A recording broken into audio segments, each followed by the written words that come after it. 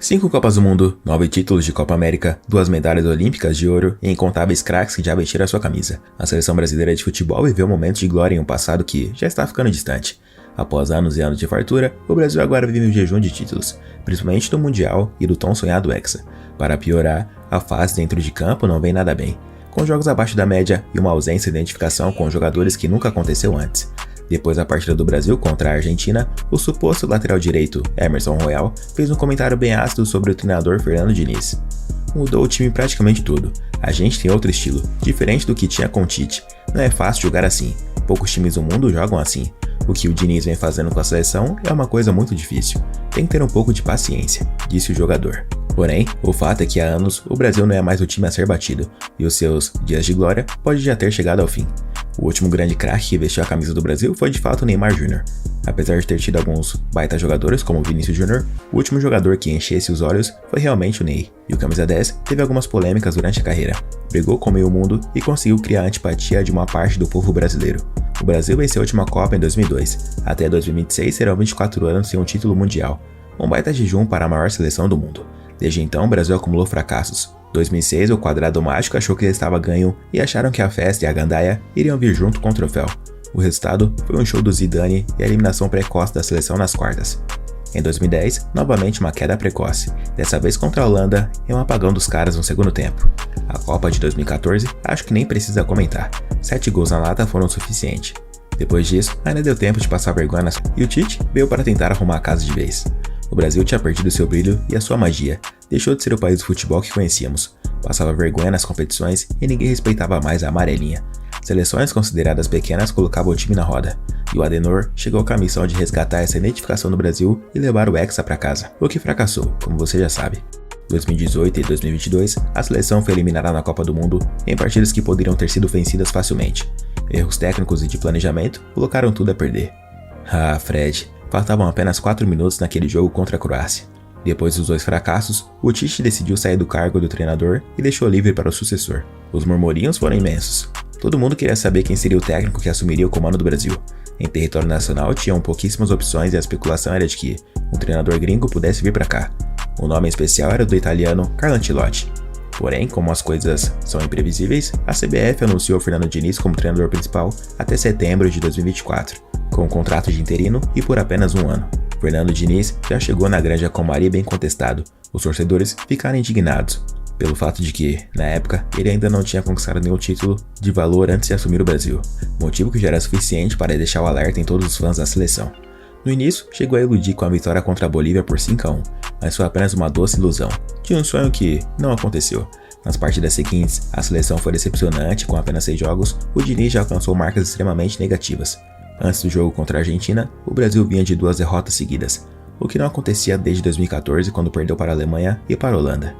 Outra escrita negativa do Brasil sob o comando de Fernando Diniz diz respeito ao número de gols sofridos. O time foi vazado 7 vezes em 6 rodadas, superando toda a campanha das eliminatórias para a Copa do Mundo no Catar, quando os adversários marcaram 5 gols em 17 jogos. A derrota para a Colômbia foi a primeira do Brasil em eliminatórias, competição que a seleção jamais tinha perdido 2 jogos em sequência. Empatamos com a Venezuela, perdemos para o Uruguai por 2-0, para a Colômbia por 2-1 e agora para a Argentina dentro de casa por 1-0. Em 2023, o Brasil perdeu 5 vezes em 9 jogos, fato que não acontecia desde 2013. Porém, naquele ano, a seleção disputou 17 partidas. Vale destacar que essa marca negativa não pertence apenas a Fernando Diniz.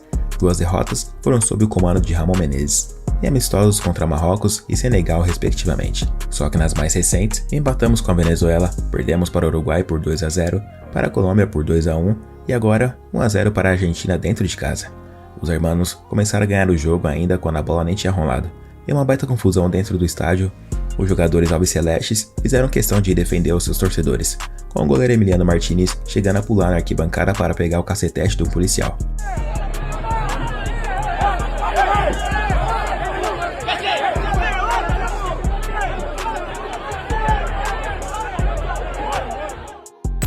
É inimaginável que algum jogador da atual seleção tivesse esse comportamento para defender alguém de sua pátria.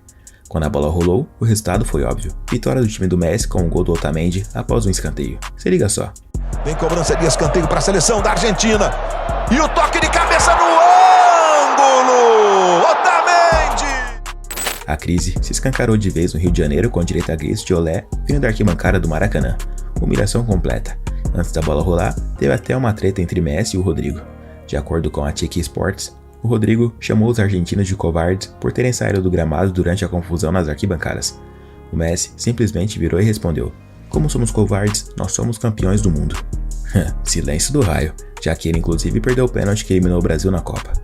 Depois do jogo, o centroavante Gabriel Jesus, que jogou 2 Copas do Mundo com um total de incríveis 0 gols marcados, disse sobre a partida e o que se esperavam dele. O gol é inevitável, eu acredito que não seja o meu ponto forte, porém eu faço gol, quando voltar a fazer gol vai acontecer. Aparentemente, ninguém avisou o garoto que a posição dele não é goleiro. Alô, mãe. A derrota para a Argentina em casa fez cair por terra a invencibilidade histórica da seleção brasileira como mandante pelas eliminatórias. Eram 69 anos e 58 jogos com nenhuma derrota em casa na competição, mas a primeira veio justo para a Argentina em pleno Maracanã. Em apenas 6 jogos, o Diniz conseguiu quebrar muitos recordes para o Brasil. Primeiro técnico a perder um jogo para o Uruguai após 22 anos, primeiro técnico a perder um jogo de eliminatórias após 8 anos, primeiro técnico a perder um jogo de eliminatórias dentro de casa na história. A seleção nunca havia perdido 2 seguidas nas eliminatórias. Com ele, perdeu 3. O Brasil também sofreu a primeira derrota para a Colômbia em eliminatórias. Para fechar os recordes, teve mais gols sofridos até agora do que em toda a última eliminatória. Com certeza, ele não é o único culpado, mas o treinador também tem uma parcela nesse caos inteiro que vem acontecendo, apesar de ele supostamente ser apenas um interino, já que o presidente da CBF, Edinaldo Rodrigues, quer mesmo a contratação do Carlo Ancelotti quando o contrato dele acabar no Real Madrid. Todos achavam que ele no mínimo já tinha tudo garantido com o Ancelotti, mas as últimas notícias foram de que o italiano quer renovar por mais 2 anos com o Real e ficar na Espanha até 2026, ou seja, o presidente da CBF fez um acordo com o Ancelotti, mas esqueceu de avisar o Ancelotti sobre o acordo. Caso o italiano fique na Europa, a tendência é que o Brasil vá para a Copa de 2026 com o Diniz na beira do gramado. Para piorar para o Brasil, a seleção viu seu principal jogador romper os ligamentos do joelho no jogo contra o Uruguai e precisar fazer uma cirurgia para ficar fora dos gramados por no mínimo 9 meses. Com a ausência do Neymar, o Vinícius Júnior tinha tudo para assumir o papel de craque e ser a referência do time. Certo? Errado. O Vini Júnior também teve uma lesão na coxa no jogo seguinte e precisou ser cortado da seleção, porque também vai ficar de fora dos gramados por no mínimo 2 meses. Atualmente são poucas seleções do mundo que jogam futebol de encher os olhos. Talvez apenas a Argentina, Portugal e a França são as que mais têm chamado a atenção. A fase não vem sendo boa para nenhuma outra. E cá entre nós, jogando contra Luxemburgo e Gibraltar é bem mais tranquilo de inflar os números e jogar a responsabilidade para os outros. Mas eu duvido que o Mbappé, jogando contra a Bolívia em La Paz, teria a mesma facilidade que ele tem contra essas seleções do velho continente. Do lado do Brasil, não tem outra coisa a ser feita que não seja refazer o planejamento, começar do zero, primeiro com um treinador definitivo, seja ele quem for. Depois disso, uma reformulação e criar novamente a identidade que a nação tinha com seu povo, o que não acontece há anos. Os garotos saem cedo daqui, vão para os clubes do exterior e criam toda a sua identificação com eles, o que gera uma antipatia natural com os torcedores nacionais. Claro que a solução não é convocar todos os jogadores do Brasil, mas existem maneiras de você agir melhor em determinadas situações. A resposta para as críticas não é agir como uma criança mimada e se blindar de bajuladores que só falam o que você quer ouvir. Talvez um choque de realidade seria essencial para eles, já que para o Brasil todo dia é um 7-1 diferente. Mas e você, o que está achando da atual seleção brasileira? Comenta aí embaixo e me conta. Eu sou o Gustavo Marques, ficando por aqui. Se você gostou, não se esqueça de deixar seu like e se inscrever no canal. Um abraço a todos e até o próximo vídeo.